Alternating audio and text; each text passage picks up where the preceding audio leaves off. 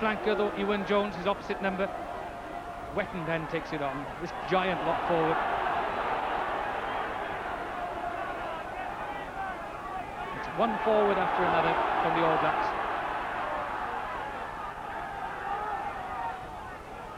It's on its way back.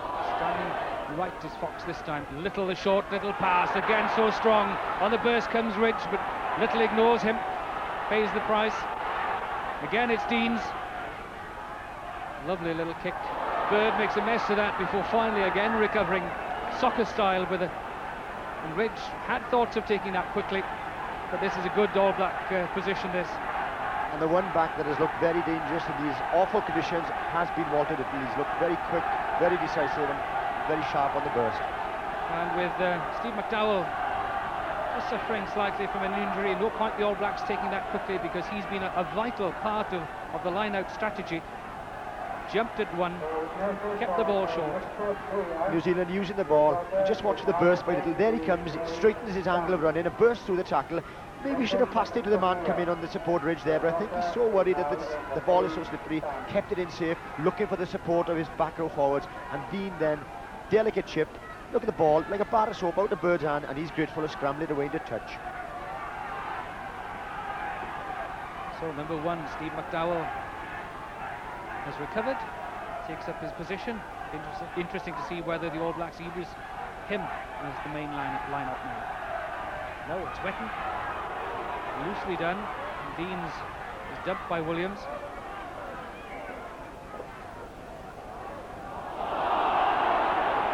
Crowd not altogether pleased with Ken McCarthy's decision. The All Blacks were going forward. Lots of options open here as Deans has a word with his outside half, but really one doubts whether it'll go that far because Shelford is poised between his flanker and the lock forward. Shelford to Deans, gap for Deans, can he get there? Just short. The All Blacks still driving on, yes! Another try in the corner for the All Blacks. Their second of the game. So it's Andy Earl, the flanker, that gets into the corner this occasion. The break from Deans, and again into the wind, and having really had to force their way upfield, the All Blacks score a try. As we said, they use the narrow side. Shelford, perfect ball, draws his man, giving Deans the chance. He goes, but good defence by Julian Williams, just gets the scrum off. But Andy Earl does well to get there. He's the flanker, worked very hard, driving over, not much support, but the referee again perfectly placed.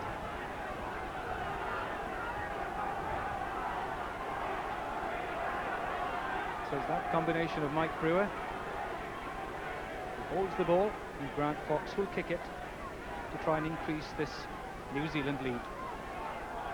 It's presently 11, Fox attempting to make it 13.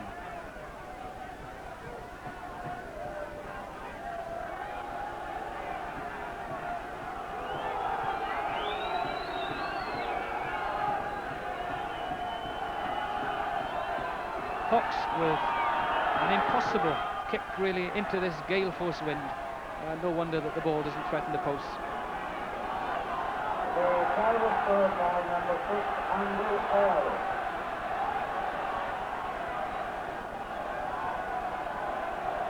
So it's Llanelli a chance to get down into opposition territory. And it's Earl back in the action straight away, straight through Ewan Jones's tackle. This is low. Again, it's straight upfield, and really the second half, Phil Bennett, the All Blacks have got back their old discipline, haven't they? Kept it so close together. Yes, they're driving in, keeping the ball tight, and the front row have been outstanding. Fitzpatrick, McDowell and Richard Lowe driving in, securing the ball, just gaining valuable yards. Shelford has one look at his three quarters, but again his position between Brewer and Murray Pearce. The move probably will be right. Lots of space on that side. The referee having a word with Llanelli, well, both front rows really, especially Delaney and McDowell on this side. Dean stands off again, off Shelford, again the little grubber, but this is into space. A hack ahead from Bird. Well, A little bit of luck involved perhaps, but he had to make up his mind very quickly.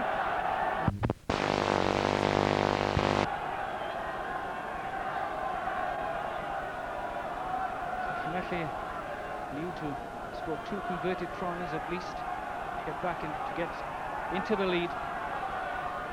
The second half hasn't really been as successful as the first for them.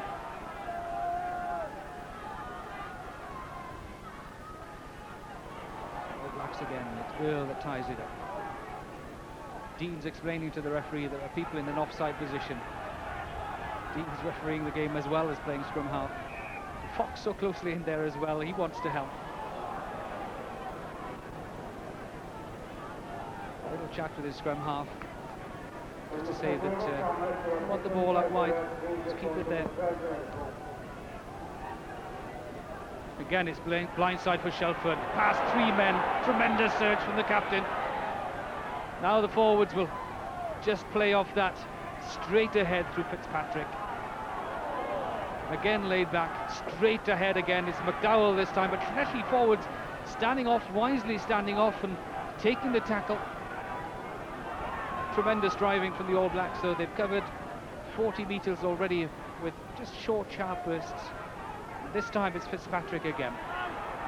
Good tackle, but illegally done, says the referee. It's a judo throw.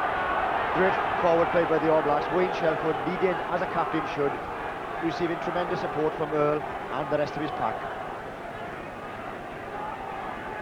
Forwards are there to restart it again through low. It's all so well constructed, exactly as they would in a scrum. Body position perfect. Drive it on, left, right, wherever the weakness is, they'll expose it. Both Lowe is standing off, now he's in there. Fox is in the scrum half, now he retreats a bit so that Deans can do it. Finally driven on by Fitzpatrick. Again they fill in that exposed area. May tries to get hands on it. Fox finally out. This is Little. Llanelli centres very tightly grouped there, not allowing Little any gaps at all, but again the surge is on. Still going on, remorseless really, as Ewan Jones finally dives over and the referee penalises the Llanelli flanker for being offside. And when you think that the 22 metres from the line, smack in front of the post, and yet probably the best kick in the world, Grant Fox, I doubt whether he'll ever go it, such is the strength of the wind. Well, an All Black will need some treatment, but really that was a superb surge. It covered 3/4 of the length of the field. And they had mauled and rucked and gone right to the length of the field, and there's where obviously number 7, Ewan Jones, come around offside. So the option here of a kick-out goal, or to keep it into hands. It may well be keeping it to hands. The surge has been so effective up until that point. The final quarter of the game just starting. 11 points the difference. Llanelli has yet to score, and the crowd, well, they've not had a great deal to shout about. They've weathered the difficult conditions here. They were hoping of good things. The All Blacks will run it through Deans to Lowe. Again it's set up, taken on again by the forwards, but they lose that to Adel Lamberton. Carwyn Davis hacks it upfield. This is the kick and chase. This is the tactic that will help Llanelli today. And Wright just watches it roll over the touchline. Llanelli badly need a score now. They've got to put some points on the board to keep themselves in the game. It's all right having territorial advantage, but they've got to score some points, and in all honesty the All Blacks have stepped up a gear in the second half. Carwyn Davis with that hack upfield will raise the hopes of the home players.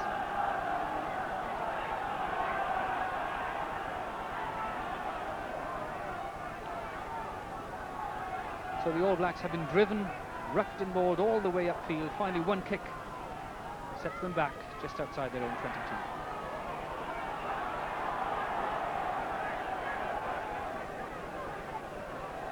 The inevitable scrum follows a line-out.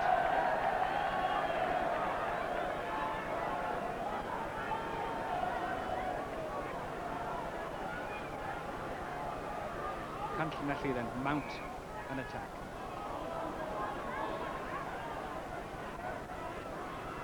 Three quarters lying very, very deeply indeed. They are yards and yards away from Colin Stevens.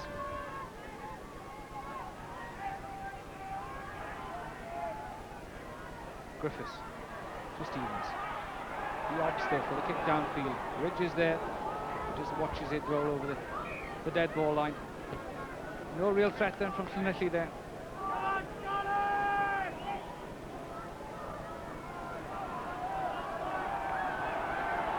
This interesting tactics of Grant Fox. We saw Shelford profit from it on the last occasion.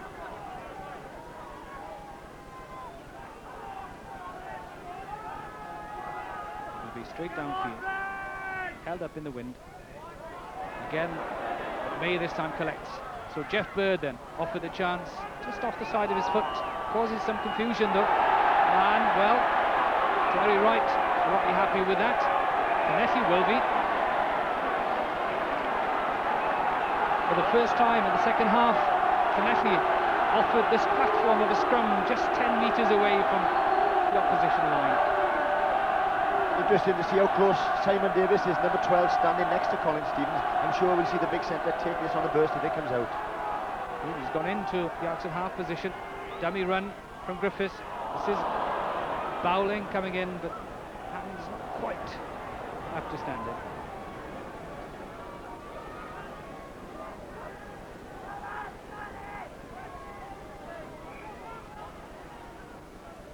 It's Bowling who came into midfield there.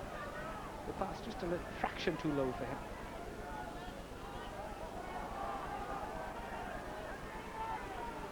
Again, Shelford picks up, but drives on.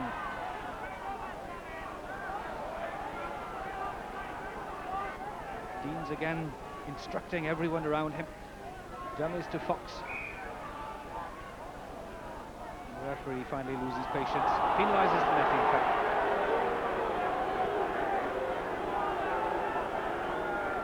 Look at the drive. Deans to Wetton. To ground.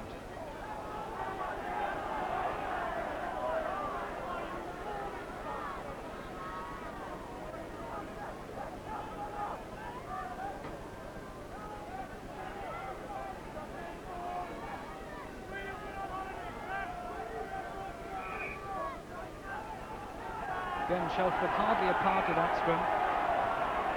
Just hands on flanker and lock. You see the Llanelli defence, 3 men up there, very close to the scrum, stopping any All Black threat there. It's blindside though from Shelford. This is Fox. Well, that's optimistic from the outside half to take on Phil May. And a foot goes in as well.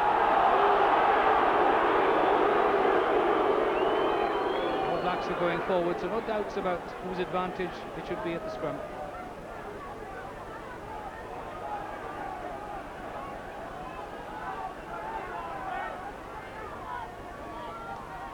"15 minutes remaining then, 11 points the difference." Again, it's a foot up on Lamberton's part, Llanelli hook it, and again, it's lower the charge. This is Brewer. Taken on and taken on. Shelford delivers. But Deans couldn't get it away, or cleanly get it away, but again there was a little bit of infringing on Llanelli's part. Again it's taken by Shelford and take on the Llanelli forwards. Brewer drives straight on, waits for the rest of the forwards to arrive. Again, well, could have been offside. It was offside, said the referee. Phil May was had Lawrence Delaney. Lawrence Delaney was the man that tackled Shelford on the ground there. But the tactics remain the same. This is Steve McDowell. It really is testing Llanelli's defence, this driving and driving and driving. It's not the prettiest rugby in the world, but you have to play to the conditions, and that's what the All Blacks are doing. It really is a disciplined performance, this, from the All Black forwards. They struggled in the first half with a wind at their backs. but when the chips are down, they get together, they sort things out. And look at this control. Shelford again, Earl and Brewer. The back row always the mainstay of things. And again, Fox thinks that May is a man to take on, but May shows who's boss in that situation. I think that amazes me, really. They have driven on so well using the forwards. Why Grant Fox is coming on the charge, I don't know. He's only about 12 stone and he's been driven back. Phil May then, who's done a lot of that fringe tackling, cutting forward sensibly, not overcommitting themselves in the drives. He's always the free man, is Griffiths.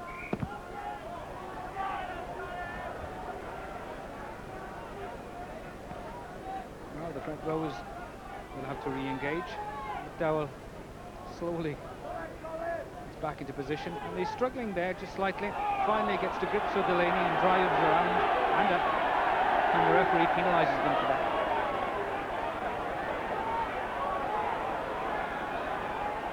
Stevens will hoist it, but again, that's such a strange, and it hits the crossbar, such a strange path of flight for the ball. It really goes in all sorts of directions. And Nigel Davies was telling Stevens to put it high in the air, and that's what the young outside half meant to do, but can't play in these conditions. Just atrocious.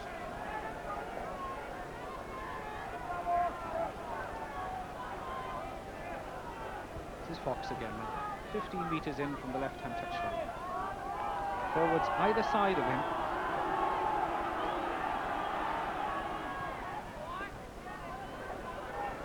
Looks to start long, but again it offers his team a chance to get there. Excellently done.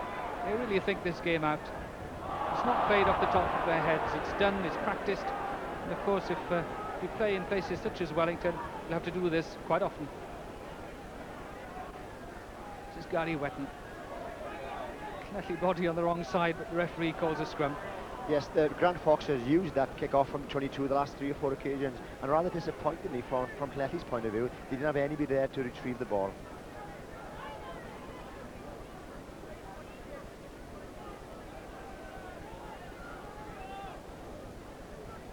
It's Alan Wetton then, number 5, Gary Wetton rather. Brother Alan is injured, of course.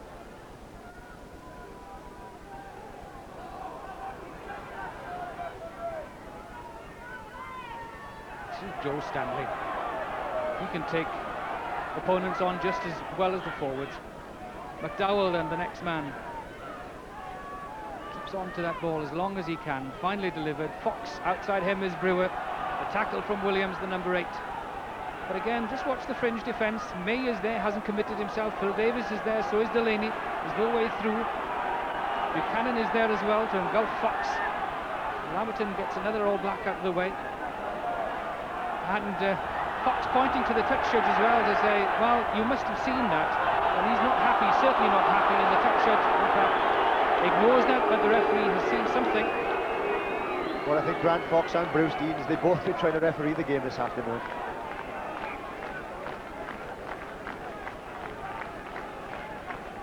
Well, the Llanelli captain at the bottom of the events there, but it's interesting how Llanelli's forwards have just stayed away from those maul situations. They've defended those very well. Yes, exactly. Knowing that the All Blacks are going to set up maul after maul, and they're staying out and trying to knock the All Blacks back. But they've been very disciplined, and Shelford has led from the front this afternoon, especially in the second half. So it's 11 points to 0 to the All Blacks. 10 minutes remaining. So a repeat of 72. Fast disappearing here as Phil May runs in, and then, well, Phil May thought that we saw the same thing happen at Meath on Wednesday. This time it's the charge from Wetton. Unless have taken that though. Can they release it? No, says the referee.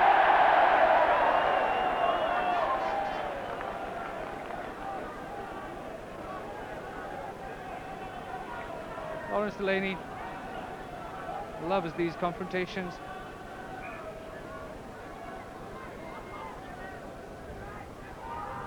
Has McDowell very low on that side. Indeed, McDowell can't keep his ground. Finally delivered to Stevens. Again, the flight path of the ball, strange in the extreme, and races away from Ridge. The full-back having a hopeless task of trying to do anything with that. All sorts of patterns being weaved by the ball in the air.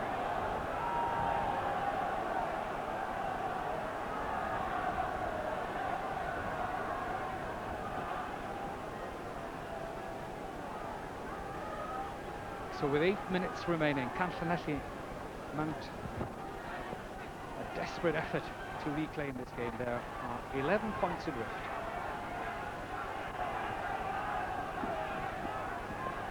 The advantage at the line-out is Will Fitzpatrick.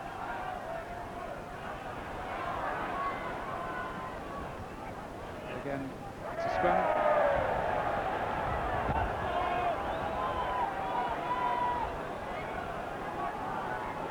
Julian Williams and Michael Griffiths, number 8 in scrum half, have a quick word. Williams is positioned on the just to the left of his normal position, bound on to Gary Jones and his captain. It's Williams the pickup and the drive. Can he now set up a ball, a driving ball, New Zealand style? Towards the ground though, but Llanelli retain the advantage. And you can see how cold it is. The backs, Colin Stevens, Nigel Davis and Simon Davis, they're having to keep on the move all the time because it's really icy conditions out there. He's kept things together, and this is the second half. Shelford, tremendous example. Again, Williams on that position, just close to the left-hand side of the scrum. Griffiths has stepped off blind side. This is Griffiths, little grubber kick. Llanelli really need to make the All Blacks tackle in this situation. Yes. Not be too critical, try to put the grubber kick in. They've got to keep the ball in hands because once it's in touch, you can go anywhere. Well, the ball thrown in by Laverton, it's crooked. Shelford has a little run and being held back by Griffiths, but really the line-out has been an utter shambles.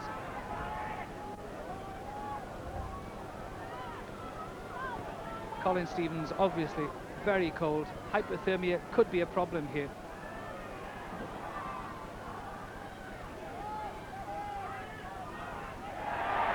Now Llanelli can challenge the All Blacks if they can win second phase.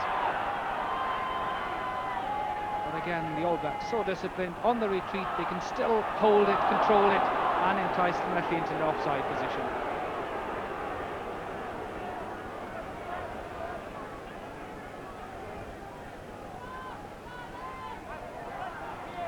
This is Brewer again. The All Blacks content just to keep the ball. And Dean's finally the kick.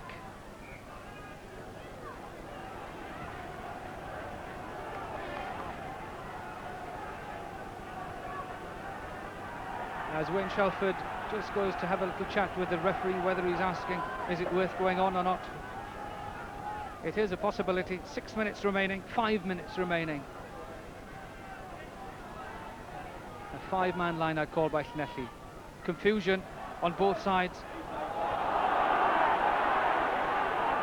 But that again shoots out. Here's a chance for Simon Davis. That's hacked too far. And I think we'll take a close look at this dropout 22 from Grant Fox to see if Llanelli have learned their lessons, because on the last 3 occasions the All Blacks have won the ball back. Let's have a look to see what happens from this one.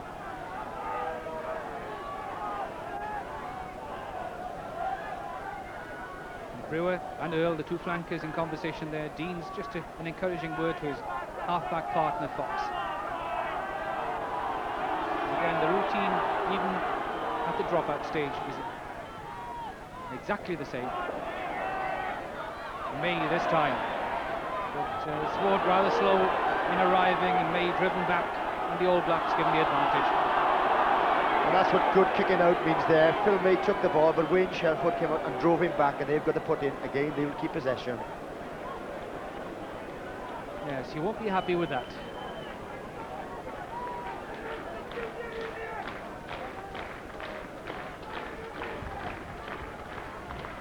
Joe Stanley standing right next to scrum half Deans, inside his outside half, as again it's driven on. Look at Brewer, look at Pearce, they're all there. They can always control it. Foot comes through though from Phil Davis. Oh, not all that convincing on that occasion. Llanelli don't take advantage. far too slow, and the All Blacks reclaim it. Well, it's very scrappy and untidy.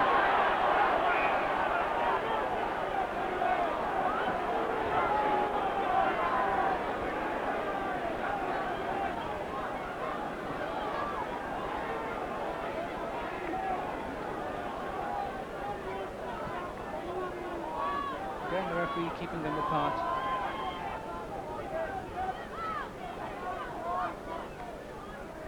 Actually desperately need a solid scrum.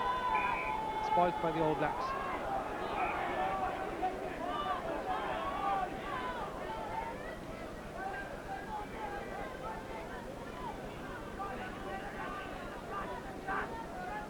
Colin Stevens poised on the right-hand side of the scrum.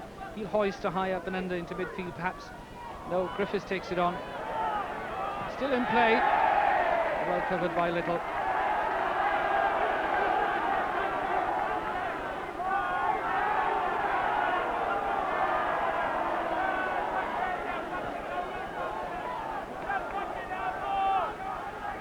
Well, Gary Jones had thoughts of leaving the lineup, but now re-enters.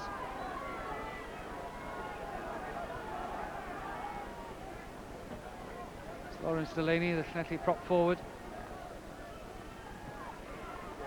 Again, the kick. This is into midfield. This could pose problems, but Little collects that very well indeed and takes the tackle.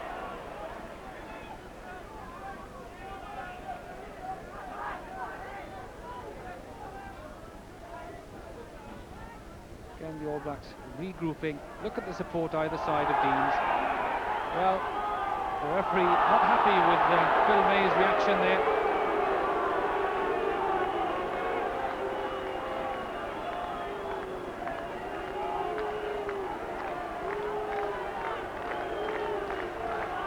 Again, Deans wants to referee the game. Feels that the Llanelli players aren't 10 metres away. May takes Lowe quite early and high, but Lowe is ready to take it again. Not in any hurry to retreat at all. Lowe again on the charge, taken by Buchanan. Earl is there, so is Pearce again. Standing off is McDowell, taken by Buchanan, the two loose head prop forwards together. But by going forward, by keeping it so close, at least they retain possession even if it's a scrum.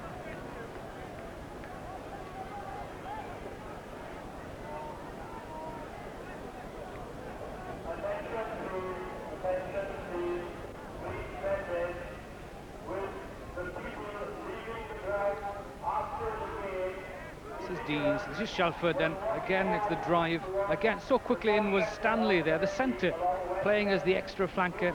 They all join in.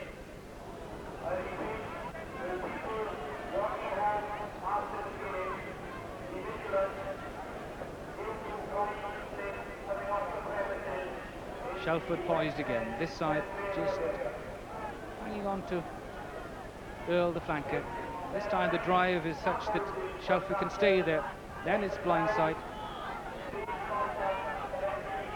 There it is again, on a plate for Deans, but interference by Llanelli, says the referee.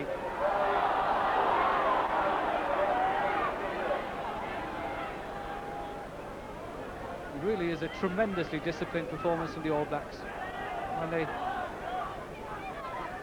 turned around at just 7 points into the lead and facing this gale force wind, there were doubts whether they could hold on, but really they've taken the game by the scruff of the neck, controlled it throughout, as they are doing here.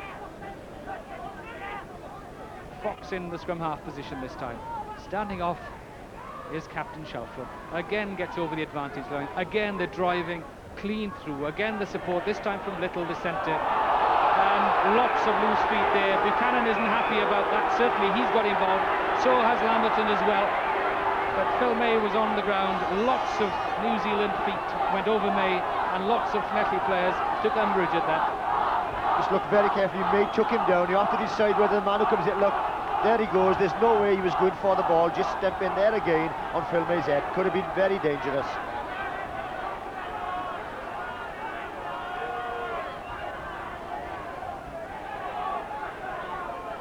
Phil May will need some treatment. Richard Lowe he receive a warning? The referee, yes, he does receive a warning. His dancing shoes were rather loose. A stern warning.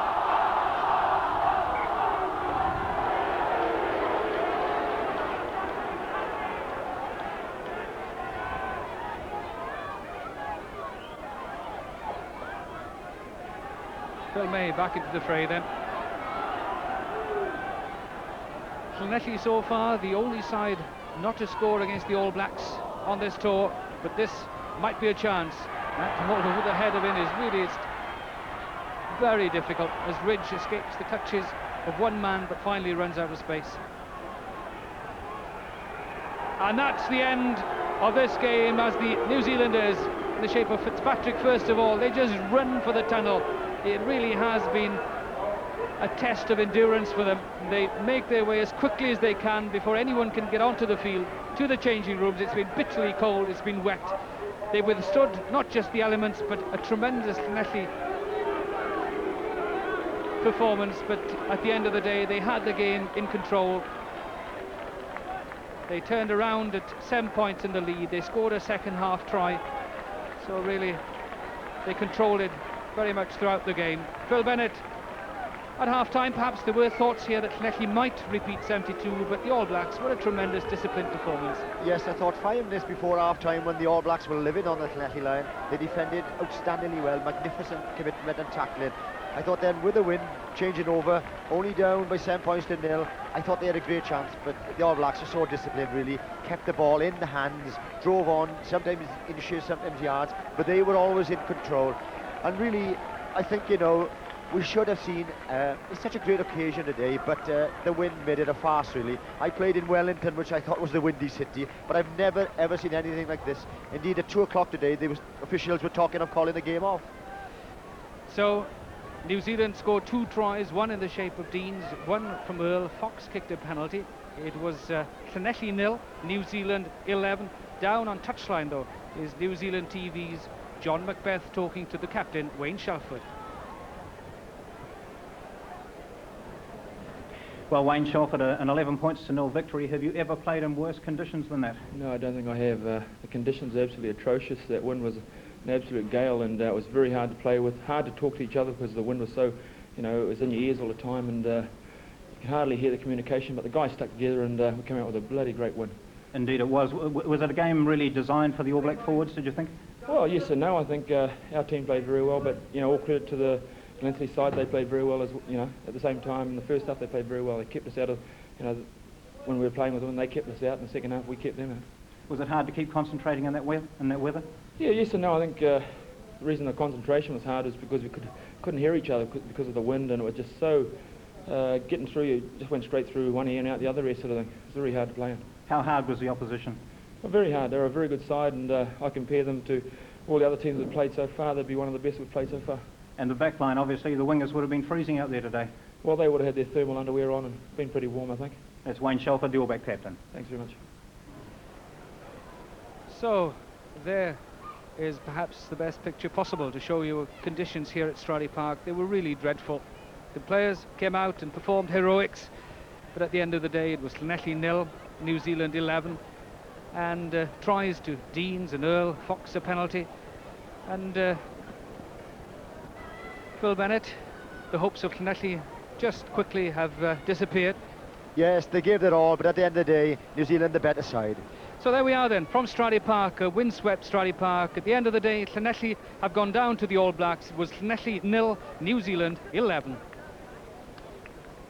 Well, I'm not quite sure how you would best describe that. Atrocious conditions Wayne Shelford talked about.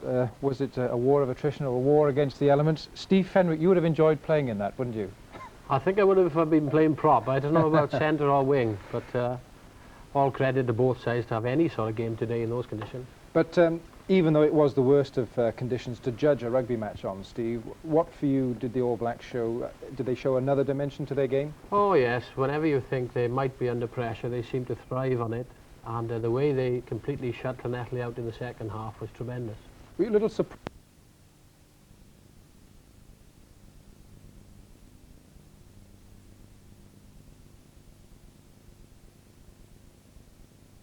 Your granny loves you. Your granny loves you. Your granny loves you. Your granny loves you. Your granny loves you. Your granny loves you.